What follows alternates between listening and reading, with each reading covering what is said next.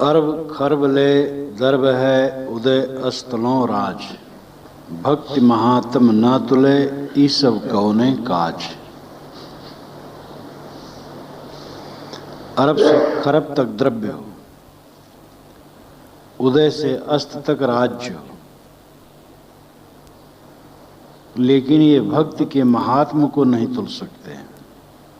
ये सब कौने काज, ये सब अंत में किस काम के। संसार में अतुल धन, अपार शासन, परिवार, समाज, सांसारिक ऐश्वर्य ये आत्मा को शांति नहीं दे सकते। धन तो बस वही काम देता है जो शरीर के रक्षण के लिए लगता है। रोटी, कपड़े, निवास, कम से कम थोड़ी वस्तुओं का जो उपयोग है शरीर के लिए, बस वही सार्थक है। बाकी तो क्या है? बाकी धन है और लोग के हित में लगे, यही उसकी सार्थकता है। अरब खरब धन का मतलब है अपार धन। उदय से अस्त तक राज, यानी पूरे भूमंडल पर राज। विक्टोरिया का राज ऐसा हो जाता है, जो अंतिम महारानी थी इंग्लैंड की और पूरे विश्व की समझ लो। उसके राज्य में सूरज कभी डूबता नहीं, सूरज कभी डूबता नहीं, और वही अंतिम रानी थी। उसके पश्चात क्षीण होने लगा और आज इंग्लैंड छोटा सा देश, वहाँ का सम्राट, उसका ऐश्वर्य, उसका शासन बिल्कुल सिमट गया। कैसा काल चक्र है। अभी थोड़े दिन हुआ विक्टोरिया 20वीं सदी की आरंभ में शरीर छोड़ी है, जो सदी चल रही है, और इतने दिनों में कितना परिवर्तन हो गया। और ये भी कि इंग्लैंड छोटा सा देश, बहुत छोटा, और वहाँ के लोग उठे और धीरे धीरे पूरे विश्व पर कब्जा कर लिए और सिमटते सिमटते फिर उसी में हो गए। का कोई गर्व कराए, यहाँ का क्या गर्व है। भक्ति जीवन में नहीं है तो बहुत धन, बहुत राज, बहुत शासन और बहुत कुछ संसार का किसी प्रयोजन का नहीं।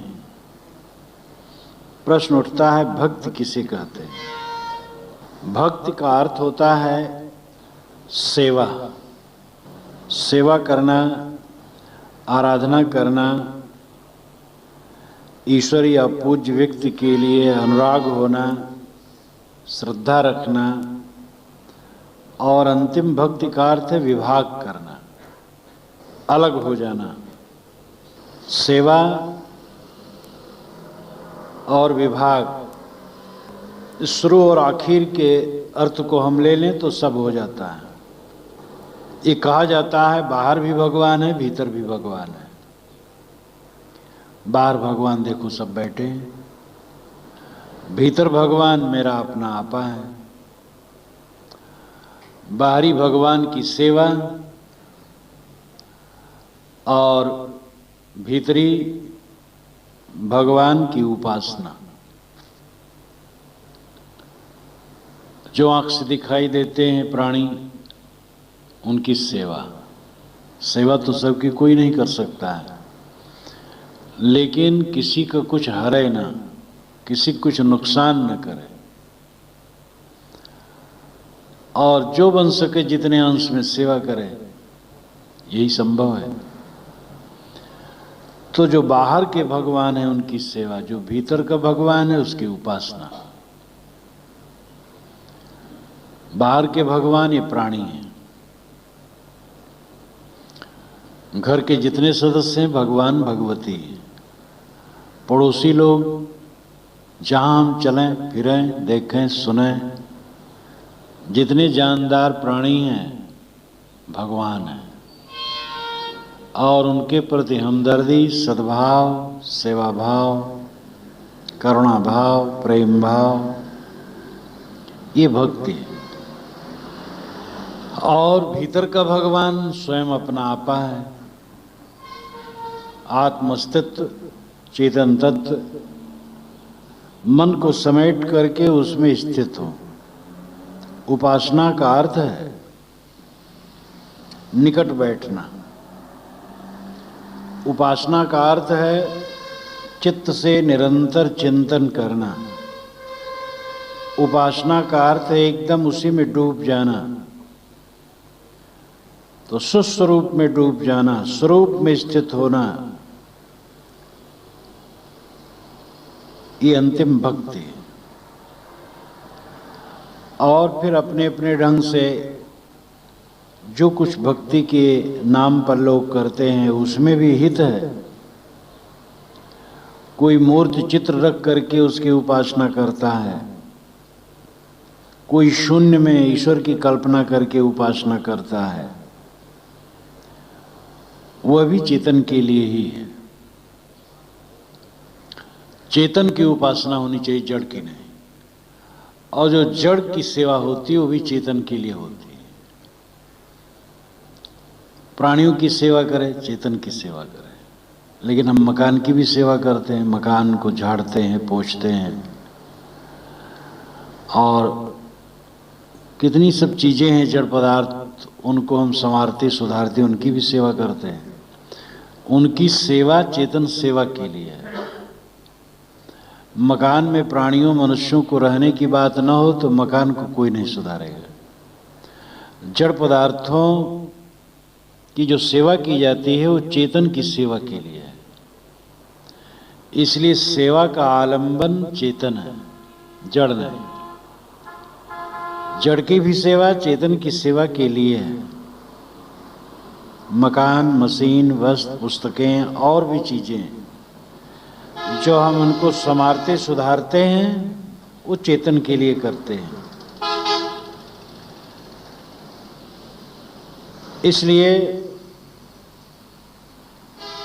चेतन उपासनी है, सेव्य। लोग शून्य में ईश्वर की कल्पना करके उसकी उपासना करते हैं, वो भी चेतन के लिए ही है, अपनी आत्मा के उद्धार के लिए। बाहर ईश्वर की कल्पना करते हैं, शून्य में सूझबूझ के अनुसार जहां तक जो भक्ति उपासना करते हैं उसमें कुछ न कुछ मनुष्यों का हित है। लेकिन असली बात पर जाने की जरूरत है। असली बात है प्राणियों के प्रति कोमल भाव और अपने स्वरूप के प्रति अनुराग, जिसको मैंने शुरू में कहा कि जो लोग कहावत है कि भगवान भीतर भी है, भगवान बाहर भी है, तो उसको वैज्ञानिक दृष्टि से ही समझना चाहिए कि जो हमसे अलग हैं बाहर जितने प्राणी, उस सगुण भगवान है, और उनके प्रति हित भाव होना, इस सगुण भगवान की उपासना है। बाहर के भगवान के प्रति भक्ति है। और भीतर अपना आपा है जो निर्गुण है, तीनों गुणों से अतीत है, उसमें स्थित होना, ये आंतर ईश्वर की भक्ति है। ईश्वर नाम स्वामी, स्वयं स्वरूप ही ईश्वर है, अपना आपा ही ईश्वर है, आत्मा ही ब्रह्म है, आत्मा ही ईश्वर है, आत्मा ही भगवान है। मन को समेट करके उसमें स्थित हो जाना अंतिम भक्ति। स्वामी शंकराचार्य का ये वाक्य बड़ा महत्वपूर्ण है। स्वस्वरूपानुसंधानम भक्तिरित विधीयते। स्वस्वरूप का अनुसंधान भक्ति कहलाती है। अब इसके लिए पूज्य सुन रागो भक्ति, पूज्य के प्रति अनुराग, गुरु संत विवेकवान न मिलें, रास्ता दिखाने वाले न मिलें, तो स्वरूप ज्ञान स्वरूप स्थित का पता ही नहीं होगा। प्राणी मात्र के प्रति सद्भाव रखना है और उन प्राणियों में ऐसे मनुष्य हों जो विवेक वैराग संपन्न हों, अपनी साधना में स्थित हों। ऐसे महापुरुषों के दर्शन, संगत, साहचर्य हमारे लिए कल्याणकारी है। संसार में हम जहाँ तक घूमें फिरें, देखें, सुने, संसारी आदमी वे भोजन दे सकते हैं, वस्त्र दे सकते हैं, द्रव्य दे सकते हैं, हाथ जोड़ सकते हैं, सत्कार कर सकते हैं, मोक्ष के काम में अग्रसर नहीं कर सकते। उसमें वे करेंगे जो मोक्ष कार्य में लगे हैं, उन्हीं को हम संत गुरु कहते हैं। तो प्राणी मात्र के प्रति भक्ति यानी सेवा भाव, सद्भाव रखना है, लेकिन उनमें जो विवेक वैराग संपन्न है, जो हमारे कल्याण के पथ प्रकाशक हैं, उनके प्रति भक्ति बहुत आवश्यक है। अपरा और पराभक्ति जो दो भक्ति कही जाती है, अपरा का मतलब है जो पार न गई हो, परा का मतलब है जो पार पहुंच गई हो। तस्मिन् दृष्टे परावरे भिद्यते हृदय ग्रंथि छिद्यन्ते सर्व संशया क्षीयन्ते चास्य कर्माणि तस्मिन् दृष्टे परावरे। जिसके हृदय की गांठें सब कट गई, सारा मोह कट गया। भिद्यते हृदय ग्रंथि छिद्यन्ते सर्व संशया, और सारे संशय छिन्न हो गए। क्षीयन्ते चास्य कर्माणि, और उसके सारे कर्म नष्ट हो गए। तस्मिन् दृष्टि परावरे, उसकी दृष्टि पर अवर होती है, आर पार, पार दृष्टि, पदार्थ पार दृष्टि। पराभक्ति स्वरूप स्थिति है, अपराभक्ति महापुरुषों के प्रति श्रद्धा है और प्राणी मात्र के प्रति सद्भाव है। तो भक्ति का अर्थ है हमारा हृदय कोमल हो, पूरी विश्व सत्ता के प्रति हमारा मन कोमल हो, और इष्ट सद्गुरु संतों के प्रति श्रद्धा, विनम्रता, आज्ञाकारिता हो, और ऐसी स्थिति में जीवन पूरा धुल जाएगा और तब स्वरूप स्थिति के योग्य होगा और अंततः सारी कामनाओं का त्याग करके अपने स्वरूप में स्थित हो। ये भक्ति का लक्षण है। भक्ति का एक अर्थ होता है श्रद्धा, और श्रद्धा का अर्थ ही होता है सत्य को धारण करना। श्रत और धा, ये दो पदों को मिला करके श्रद्धा शब्द बनता है। सत्य को धारण करना श्रद्धा है, और सत्य स्वयं ही है, ये स्वयं आत्मा ही सत्य है।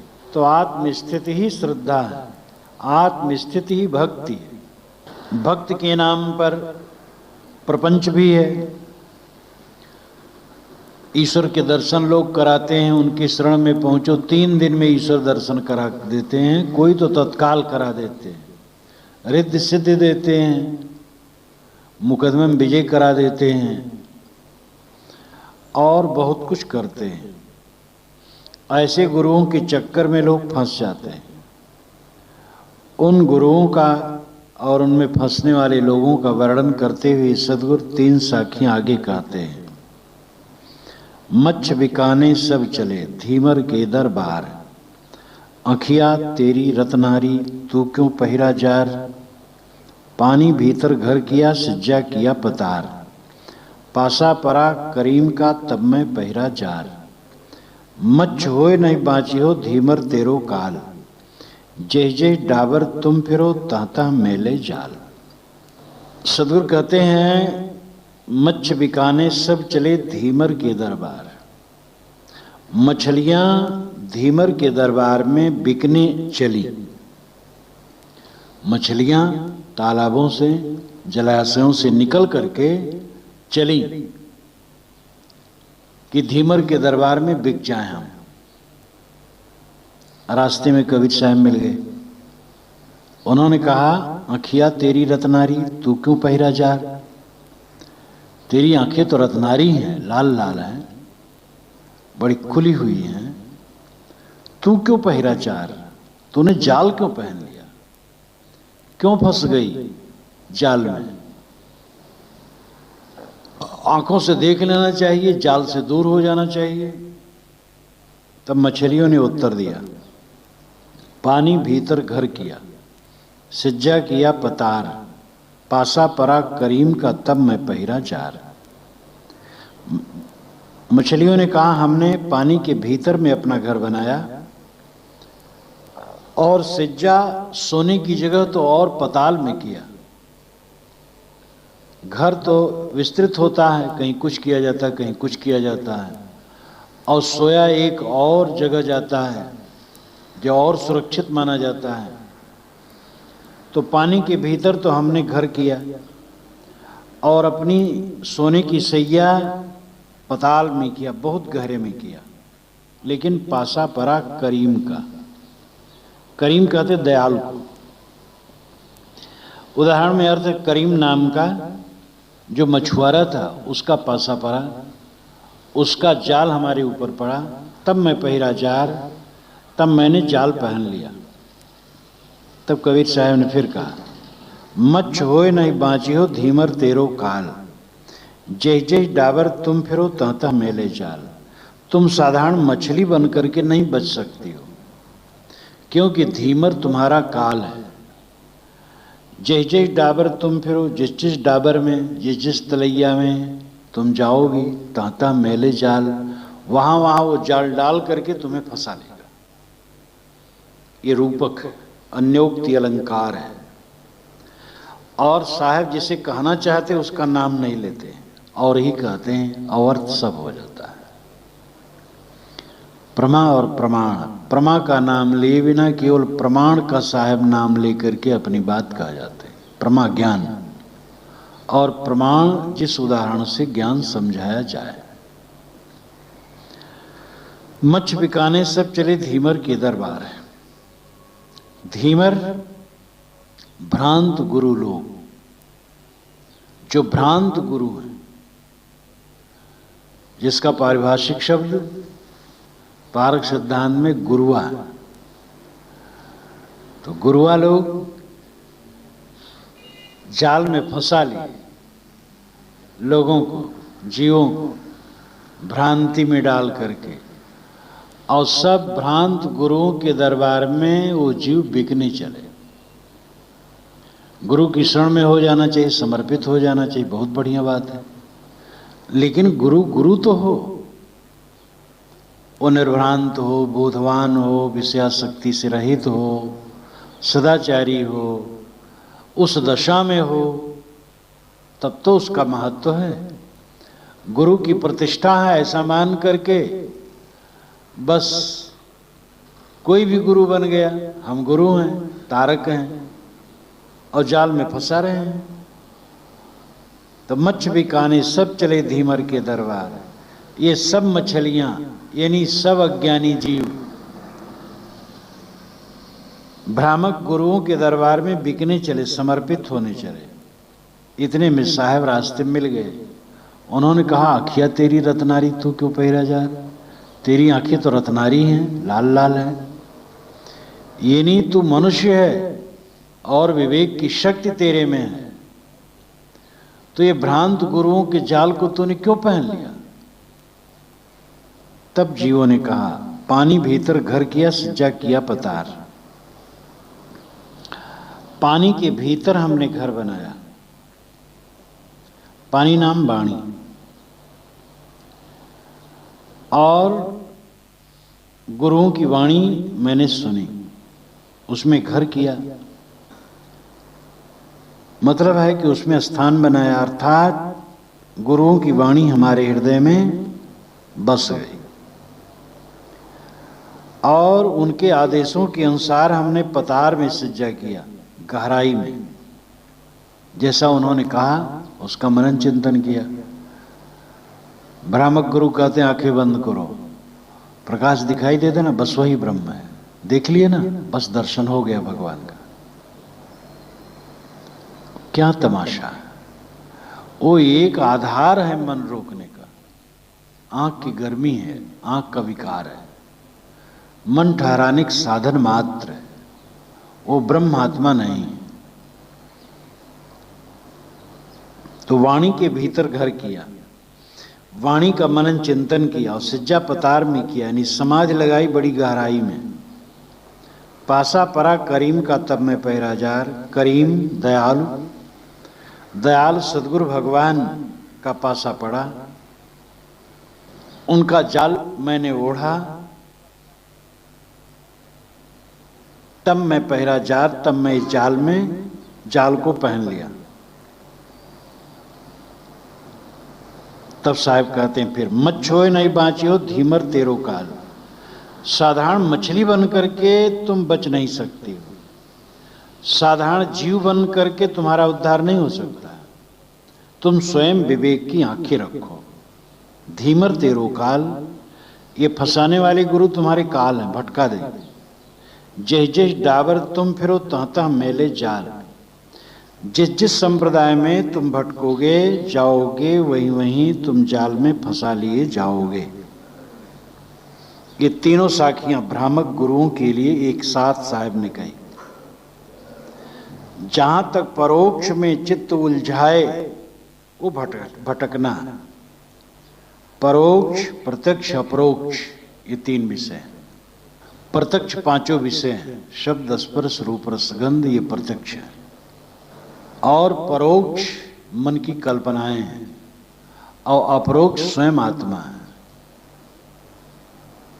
प्रत्यक्ष परोक्ष अपरोक्ष, प्रत्यक्ष में फंसना ये विषयासक्त में फंसना है, परोक्ष में फंसना कल्पना में फंसना है।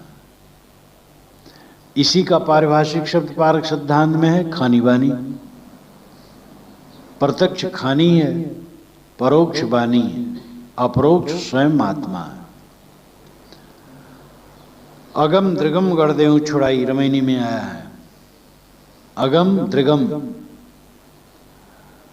अगम जो गम से पार है काल्पनिक परोक्ष, और दृगम जो दृश्य है प्रत्यक्ष। ये दोनों गढ़, दोनों किला को छुड़ा करके स्वयं प्रत्यक्ष स्वरूप का बोध बताया जाता है। तो प्रत्यक्ष पांचों विषयों का मोह छोड़े और परोक्ष कल्पनाओं का मोह छोड़े। सांख्य चिंतन में भी यही कहा गया, दृष्टिवदानुश्रविक, दृष्टिवत आनुश्रविक, दृष्टि के समान अनुश्रविक भी है। जो हम देखते हैं पांचों विषय वो हमें पूर्ण नहीं कर सकता है। जो अनुश्रविक है, सुना हुआ है, काल्पनिक, वो भी हमें संतोष नहीं दे सकता है।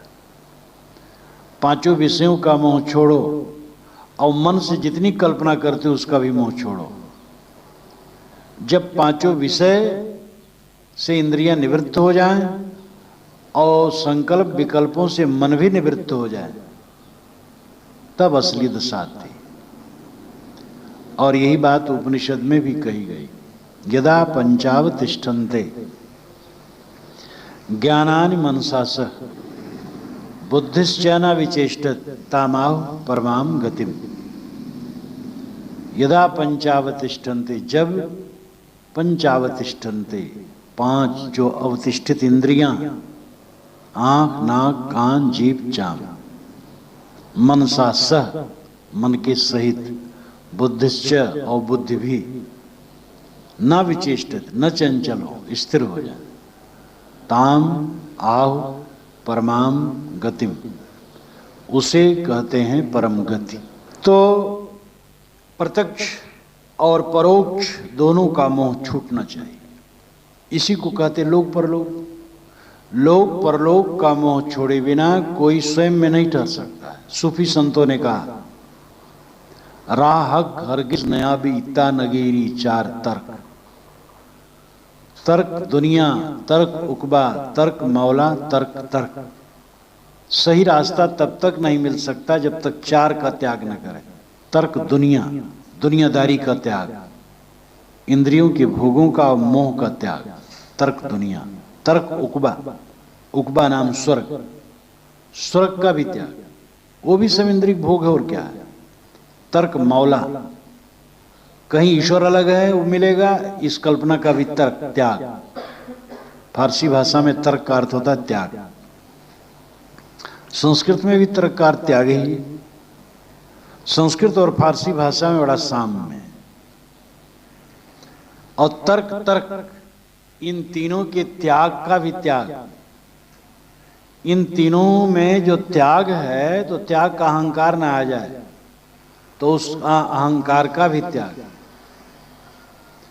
दुनियादारी का त्याग, स्वर्ग का त्याग और ईश्वर का त्याग, तीनों का त्याग, तब असली ईश्वर स्वयं स्वरूप में प्रतिष्ठा हो।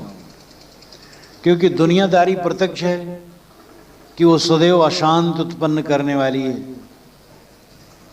और स्वर्ग दुनियादारी की अतृप्त इच्छाओं की एक भड़ास है। दुनियादारी में इच्छाएं पूरी नहीं होती हैं, तो इन इच्छाओं की पूर्ति के लिए स्वर्ग की कल्पना करते हैं, और वो भी वैसे दुखदाई है। और जो मन से कल्पना की गई जिस ईश्वर की, वो कल्पना भी मन की कल्पना है। तो इन सब का त्याग के बाद जो कल्पक है, साक्षी है, दृष्टा है, चेतन आत्मा है, स्वयं रहा,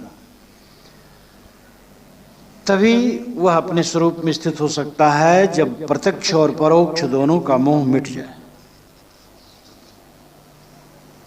बिन रसरी गर सकलो बंधा, तासो बंधा आलेख, दीन्हा दर्पण हस्त में चश्म बिना क्या देख। बिन रसरीगर सकलो बंधा, साहब कहते हैं बिना रस्सी के सारे लोगों का गला बंधा है, रस्सी नहीं।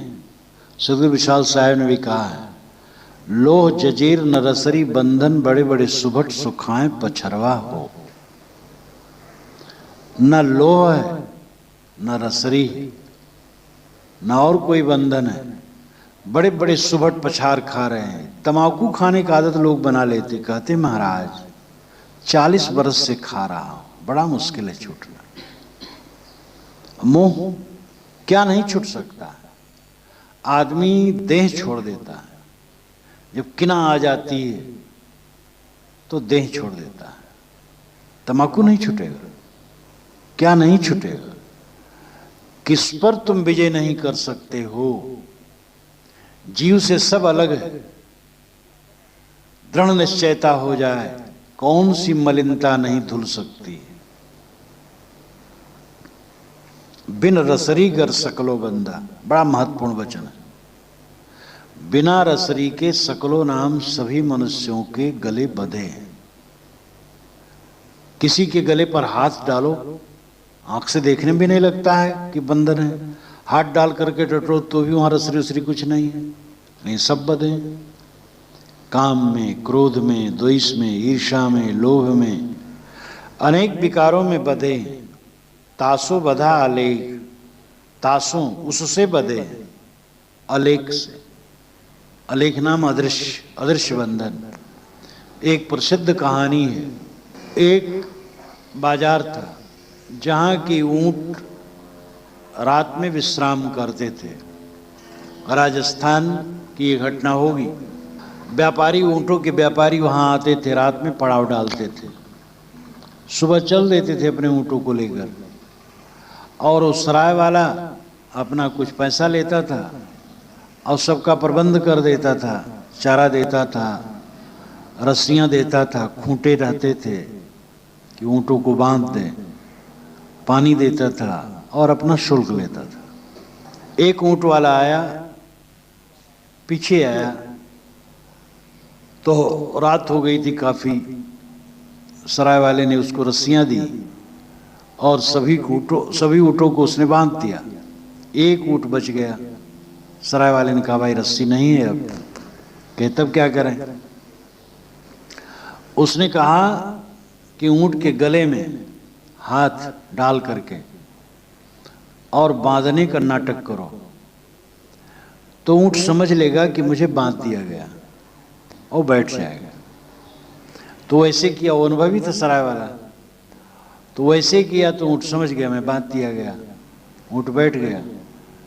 सुबह हुआ, उस सभी ऊँटों को खोला, सब उठ करके खड़े हो गए। अब इसको डंडा मारे कोचे उठबे नहीं करे। सराय के व्यापारी से जा करके ठेकेदार से कहा कि वो तो उठ ही नहीं रहा है, कहे उसको भी खोल दो। तो कहे उसको क्या खोल दो, उसको तो बांधे ही नहीं है। कहे जैसे झूठे बांधे वैसे झूठे खोलो, उसके गले पर हाथ डालो, स्पर्श करो, वो समझ जाएगा मैं खुल गया। वैसे किया, फिर उठ गया। ये बहुत प्रसिद्ध कहानी है। तो बंधन कुछ नहीं है, लेकिन बंधन है। गोस्वामी जी ने कहा जड़ चेतना ही ग्रंथ पड़ी गई, यदम मृषा छूटत कठिनाई। जड़ चेतन की गांठ पड़ी है, यद्यप मृषा है, लेकिन छूटने में कठिन हो रहा है। मोह क्या है? बिल्कुल भ्रम। लेकिन मोह इतना पिनाक हो जाता है, सबसे जटिल मोह। तासो बंधा आलेख, अलेख अदृश्य बंधन से मनुष्य बंधा। दीन्हा दर्पण हस्त में चश्म बिना क्या देख। साहब कहते किसी के हाथ में दर्पण दो लेकिन उसकी आंखें नहीं, कैसे देखेगा? आंख तो होना चाहिए। बताया तो जाता है लेकिन आदमी विवेक नहीं करता, आंख खोलते नहीं है, बस वो आंख पर पट्टी। साहब कहते किसी के हाथ में दर्पण दो लेकिन उसकी आंखें नहीं, कैसे देखेगा? आंख तो होना चाहिए। बताया तो जाता है लेकिन आदमी विवेक नहीं करता, आंख खोलते नहीं है, बस वो आंख पर पट्टी बांध लिया, खोलना नहीं चाहता और सोचता जैसे खोलेंगे तैसे ठीक नहीं होगा। अंधकार में रहना अच्छा है, प्रकाश में रहने सब दिखाई देने लगेगा तो अच्छा नहीं होगा, इसलिए आंख रखना चाहता। चश्म बिना क्या देख। एक साखी काफी, एक पंक्ति काफी है। साहब की वाणियां कैसी होती? सूत्र की तरह, गागर में सागर। बिन रसरीगर सकलो बंधा, तासो बधा आलेख। दीना दर्पण हस्त में चश्म बिना क्या देख। हर इंसान का गला अदृश्य बंधनों से बंधा है, बिना रस्सी के बंधा है। अब उनको बताया जाता है, समझ ही नहीं पाते हैं। आंखें नहीं है तो दर्पण क्या करे? आंख हो तो दर्पण काम करे। विवेक जगाते नहीं है तो वाणी क्या करे? ज्ञान की वाणी तो है लेकिन वस्तु है गाहक नहीं, शब्द है गाहक नहीं, वस्तु है महंगे मोल। बिना दाम काम ना आवे फिर से डामाडोल। शब्द तो हैं, निर्णय शब्द हैं, लेकिन ग्राहक नहीं है। ग्राहक का लक्षण है जहां ग्राहक तहां हो नहीं, हो तहां ग्राहक ना है। जिसमें ग्रहण बुद्धि होगी उसमें अहंकार नहीं होगा, और जिसमें अहंकार होगा उसमें ग्रहण बुद्धि नहीं होगी। समझाए समझे नहीं, पर हाथ आप बिकाए। मैं खैचत हूं आपको, चला सुजमपुर जाए। आदमी को समझाया जाता लेकिन वो समझना नहीं चाहता। पर हाथ आप बिकाए, अपने आप को दूसरे के हाथ में बेच रहा है। मैं खैचत हूं आपको, आपको नाम अपनी ओर, मैं अपनी ओर खींचता हूं, लेकिन ये इंसान जमपुर में भागा जा रहा है। जमपुर है वासनाएं, विकार, गंदगी। यमपुर का जो रूपक है वो यह है कि इस भूमंडल जहां हम लोग हैं, दक्षिण तरफ यमलोक है और वहां पर बड़े बड़े कुंड हैं नरक के, दहकती आग है, बहुत कुछ है। मुसलमानों का नरक तो बड़ा भयंकर है। तो ये रूपक है जो सामान्य लोगों को धमकाने के लिए, जिससे वे सन्मार्ग में लगे। वस्तुतः यमपुर है गंदी वासनाएं। बैठे हैं, मन में काम आ गया, यमपुर में पहुंच गए। क्रोध आ गया, यमपुर में पहुंच गए। ईर्ष्या द्वेष आ गए, यमपुर में पहुंच गए। चिंता विकलता उद्वेग में आ गए, यमपुर में पहुंच गए। चित्त मलिन हो गया, यमपुर में पहुंच गए। साहब कहते हैं कि समझाया जाता है, रास्ते पर लगाने की चेष्टा की जाती है, सन्मार्ग में आओ। लेकिन आदमी अपने को बेच रहा है, पर हाथ आप बिका है। नाना मोह ममता वासना, मंत्र तंत्र झाड़ फूक जंतर मंतर सब तमाम कहां कहां अपने बेच रहा है। एक जीव नाना बंधनों में बंधा है। तकलीफ हुई तो कहीं बैगा उस ओझा के पास जा रहा है, कहीं पंडित को हाथ दिखा रहा है, कहीं ज्योतिषी को दिखा रहा है, कहीं और कुछ कर रहा है। तंत्र मंत्र वाले बैठे हैं, वहां चक्कर काट रहा है। अरे देखो, कर्म फल भोग सबको भोगना पड़ता है, और असंयम न करो, असावधानी न करो। और जो कर्म फल भोग है उसको भोगो, धीरज रखो, औसत करो, संयम करो। आपत्ति विपत्ति आ जाए सहो। दुनिया के सभी महापुरुषों पर प्रतिकूलताएं आई हैं, उसके लिए गिड़गिड़ाओ न, भटको न। सच्चा बोध हो जाए तो आदमी मन से निरोग हो जाए। सच्चा बोध नहीं, सच्चा बोध इंसान को न हो, यह चिंता भ्रामक गुरुओं को खूब है। वो चाहते हैं कि लोगों को सच्चा बोध न हो, ये भटकते रहें, तभी इनको बेवकूफ बनाया जा सकता है। चमत्कार क्यों फैलाया जाता है? जिससे आदमी का मन कमजोर हो। जब कमजोर होगा तो आएगा हमारी दुकान पर। अब अगर वो समझेगा कारण कार्य व्यवस्था, तो हमारे पास आएगा ही नहीं। एक दूसरे संप्रदाय के साधु ने कहा था कि आप लोग भक्तों को सब सही सही बता देते हैं। तो कहा गया कि सही बताना चाहिए, क्या झूठ भी बताना चाहिए?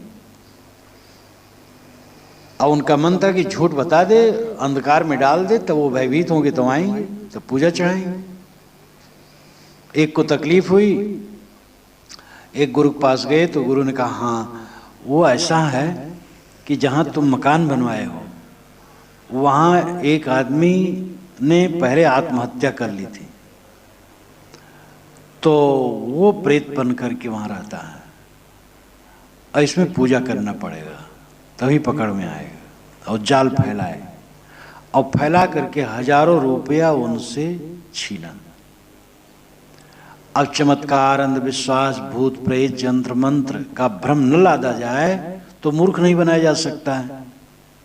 मूर्ख बनाने के लिए चमत्कार फैलाना जरूरी है। कारण कार्य व्यवस्था से भिन्न बात देना जरूरी है। पानी प्रकृति की योग्यता से बरसता है, ना कोई देवी देवता बरसाता, ना कोई महात्मा बरसा सकता है। लेकिन ये बात बता देने पर ठगा कैसे जा सकता है? जब ये बात बताई जाए कि हम पूजा कर देंगे पानी बरसेगा, हवन कर देंगे पानी बरसेगा, और पूजा कर देंगे देवता खुश हो जाएगा तो पानी बरसेगा, तब धन का वंचन किया जा सकता है।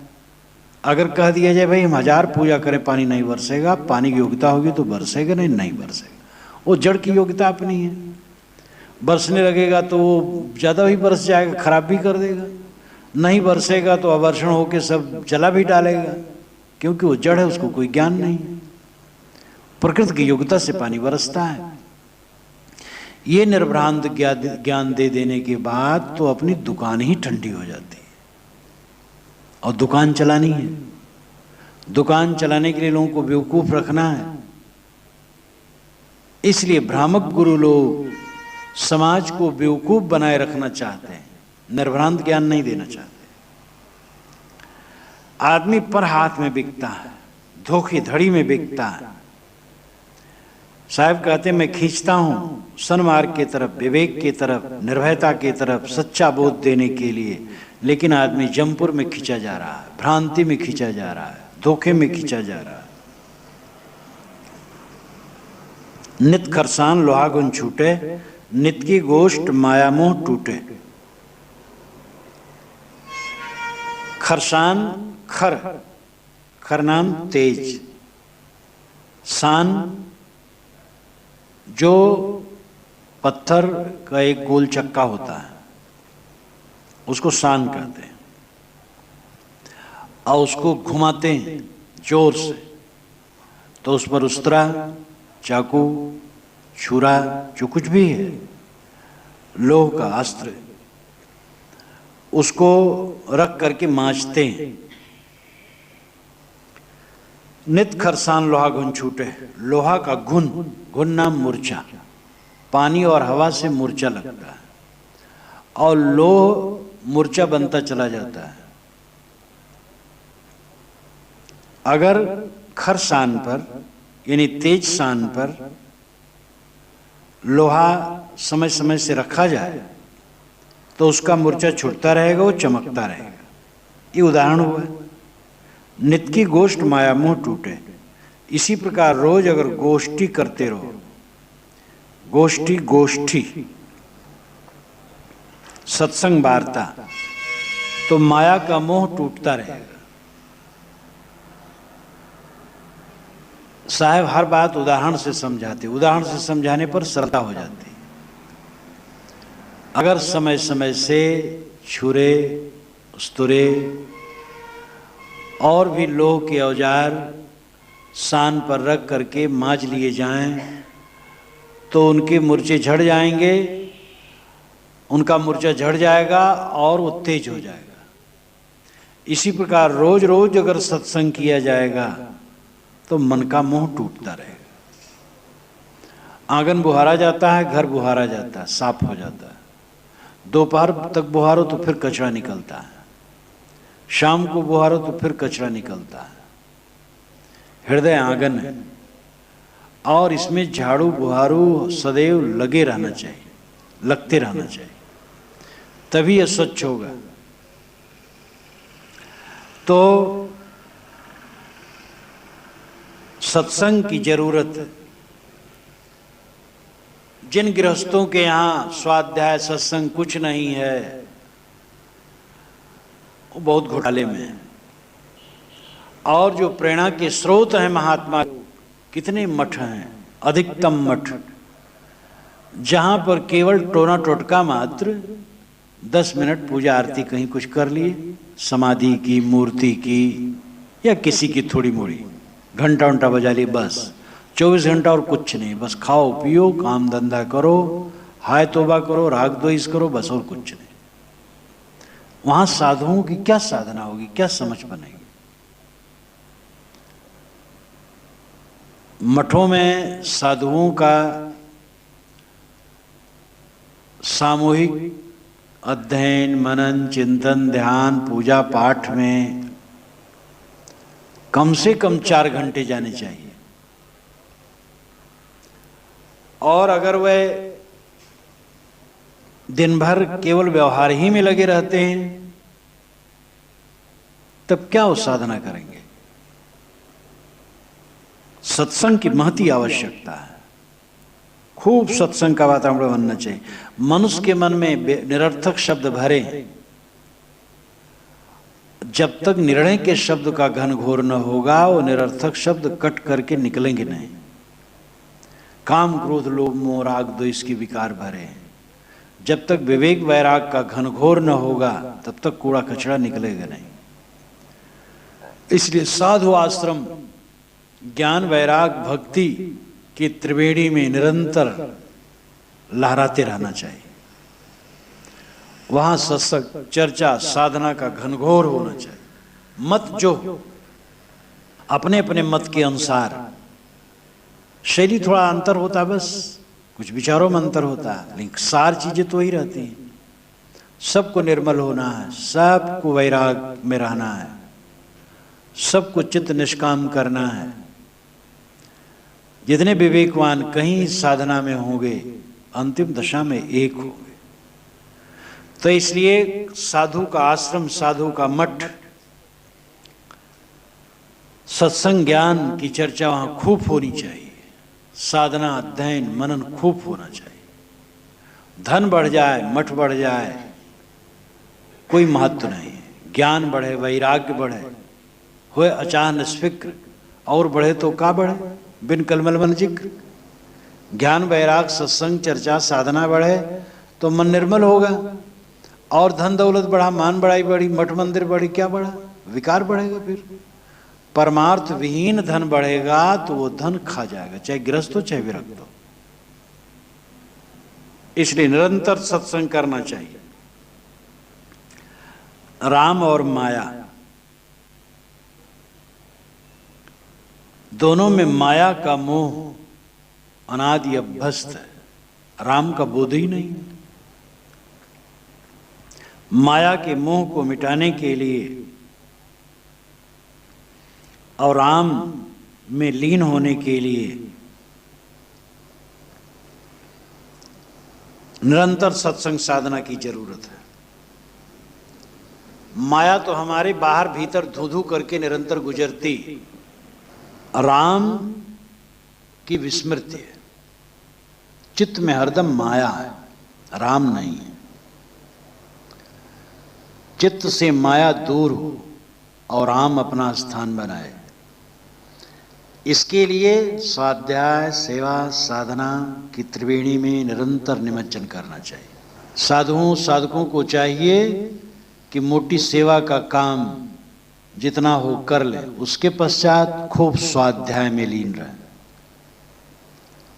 खूब स्वाध्याय करें और साधना समय समय से।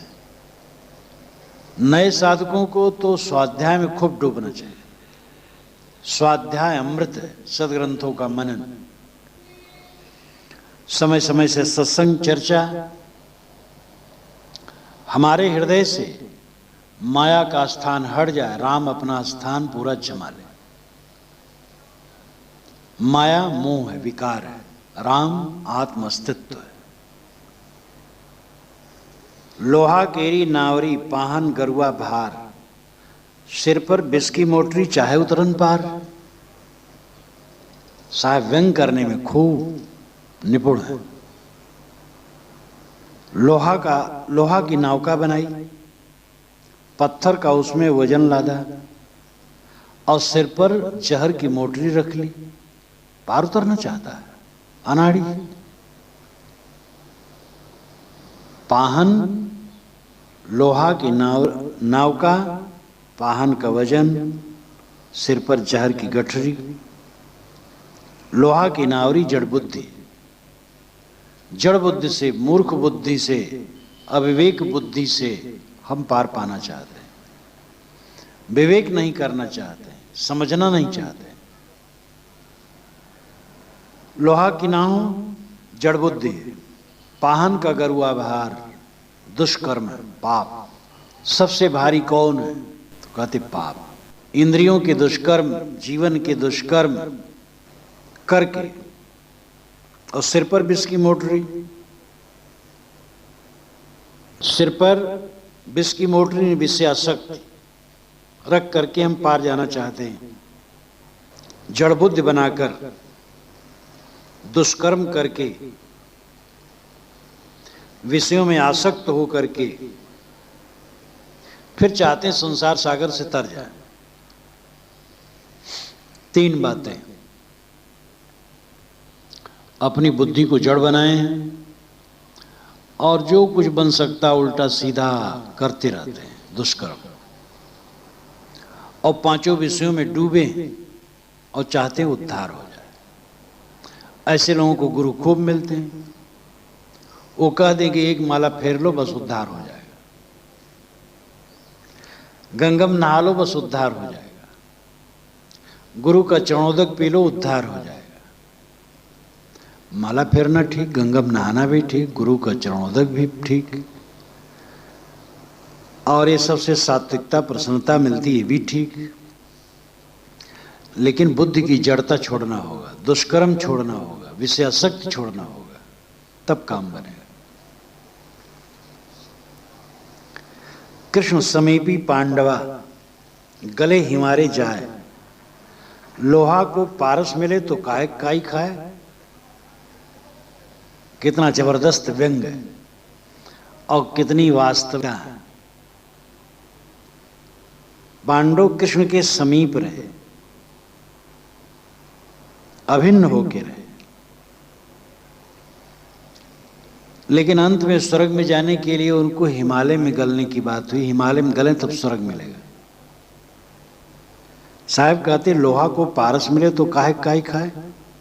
लोहा को पारस पत्थर जब मिल जाएगा तो सोना हो जाएगा, काई क्यों खाएगा। और पारस पत्थर मिला लोहा को और काई खा गया तो मतलब पारस पत्थर नहीं है। भगवत दर्शन के बाद कोई दुख नहीं रह जाता है। भगवत दर्शन के बाद भी दुख रह जाए, हिमालय की बात तो पीछे की बात है। जो पहले की बात है वो महाभारत पढ़ करके समझी जा सकती है। महाराज श्री कृष्ण परब्रह्म परमात्मा थे और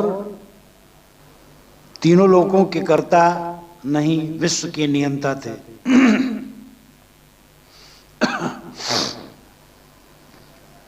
पूर्ण परब्रह्म परमात्मा थे और उनके साहचर्य में पांडव रहते थे। दर्शन क्या, अभिन्न थे, लेकिन उनकी दशा क्या हुई। पांडवों के देखते देखते द्रौपदी निर्वस्त्र की गई सभा में, पांडव निकाले गए 12 वर्ष के लिए, मृग चर्म धारण करके वो जंगल गए, नाना कष्ट हो गए। 1 वर्ष अज्ञातवास किए, लौट करके आए, उनको राज्य नहीं मिला। कौरवों से भीषण युद्ध हुआ और युद्ध में पिता, पितामह, गुरु, इन सबको छल छद्म से मारा गया। उसके पश्चात जो जीवन बचा वो परिवार के विनाश के अनुताप में जलता रहा। युधिष्ठिर ने बारंबार विलाप किया है, मैंने अपने सुहृदों को मार करके क्या किया, महापाप किया। और अंत में हिमालय में गल करके स्वर्ग की बात बताई गई, वो भी मोक्ष की नहीं। साहब कहते हैं लोहा को पारस मिले तो काहे काई खाए। जब लोहा पारस से छू गया तो सोना हो जाना चाहिए, काई क्यों खा रहा है। भगवत दर्शन के बाद इतनी दुर्गति, इतना भी बोध नहीं, इतनी भी समझ नहीं। गीता ज्ञान सुन लेने के बाद भी तलवार उठा करके इतना लोगों को काटना, भगवत दर्शन हो जाने के बाद ये होगा। इसलिए पुनर्विचारणी है। कोई अपना कर्म न सुधारेगा कभी उद्धार नहीं हो सकता। ये सब महापुरुष थे और महापुरुषों से जो गुण लेना हो ले सके ले। जब तक कोई आत्मशोधन न करेगा तब तक किसी का उद्धार होने वाला नहीं। इतना सटीक उदाहरण एक पंडित जी सुने इसको। कृष्ण समीपी पांडवा गले हिमारे जाए, लोहा को पारस मिले तो काहे काई खाए। भागवत बाँचने वाले पंडित जी थे। कह रे बाप रे बाप, मनन करने लगे, कहे बिल्कुल यथार्थ है। मगन हो गए, कहे इतना लाजवाब विचार आज तक नहीं सुना था। तो पंडित में विवेक होता है, समझ होती है। वो तो आदमी स्वार्थ के कारण चिपका रहता है, वर्ग स्वार्थ, व्यक्तिगत स्वार्थ के नाते चिपका रहता है। नहीं तो जिसमें विवेक होगा समझ जाएगा बात क्या है। सभी कबीर साहब ऐसे सारे अंधविश्वासों का खंडन करते हैं जो कल्याण मार्ग में रुड़ा है। आनंद फानन में गुरु लोग जो पार लगाना चाहते उसका भी खूब खंडन वो करते। ये कल गुरु बड़े परपंची, डार ठगौरी सब जग मारा। अब साहब गुरु को बहुत मानते हैं, लेकिन कहते एक कल गुरु बड़े परपंची। घर घर मंत्र देत फिरत है महिमा के अभिमाना, गुरु सहित से सब बूढ़े अंतकाल पछताना। ये घर घर मंत्र देते फिरते महिमा के अहंकारी लोग, अपना तो उद्धार नहीं किए, दूसरे को उद्धार कर रहे हैं। तो गुरु को, संत को, पंडित को सबको कहते हैं, गलत अंश में कहते हैं, सही अंश में नहीं कहते। गुरु की दया साधु की संगत निकर याव यही द्वार। गुरु की कृपा से, साधुओं संगत से सन्मार्ग में आ जाओ। कहां कबीर हम जात पुकारा, पंडित हुए सो ले विचारा। साहब कहते हैं हम पुकारे जा रहे हैं, जिसमें पंडित होगा वो विचार लेगा। तो यहां यथार्थ पंडितों का आदर, यथार्थ संत और गुरु का आदर। और जहां गड़बड़ ये लोग करते हैं तो कहते बैठा पंडित पढ़े पुराण, बिन देखे का करे बखान। पंडित जी बैठ के पुराण पढ़ रहे हो, बिना देखी बात बखान कर रहे हैं। कितना मधुर व्यंग्य। बैठा पंडित पढ़े पुराण, बिन देखे का करे बखान। और ये कल गुरु बड़े परपंची, और घर घर मंत्र देत फिरत है महिमा के अभिमाना, गुरु सहित से सब बूढ़े अंतकाल पछताना। तो उनकी वाणी चौधार है, कोई पक्ष नहीं। वर्ग स्वार्थ उनको था ही, किसी वर्ग को अपना नहीं मानते थे, सबको अपना मानते थे, सब पर कहते थे। तो इसलिए उनकी वाणी ऐसी है कि जिसको बहुत बड़ा बड़ा मान रखा गया है, और भ्रांति एकदम खोल करके कह देने वाले हैं। अभी कोई मामूली बात नहीं। उस जमाने में, आज से 500 वर्ष पूर्व, काशी में कहना कृष्ण समीपी पांडवा गले हिमारे जाए। लोहा को पारस मिले तो काहे खाई खाए। गए राम गए लक्ष्मणा, संग न गई सीता ऐसी धना। गोरखनाथ और सबका नाम लिए, गोरख को लोग मानते अमर। साहब ने कहा था सबका शरीर छूट गया। तो ये पक्का समझ लो कि जितने दोष और विकार हैं हमने बनाए हैं, और हम जब उसको छोड़ेंगे तभी वो निवृत्त होंगे, नहीं निवृत्त नहीं होंगे। पूरी जिम्मेदारी हमारी है। इसलिए सत्संग करें, स्वाध्याय करें, साधना करें, अपने अंदर के कूड़े कचड़े को निकालें। उद्धार का यही रास्ता और कोई रास्ता नहीं।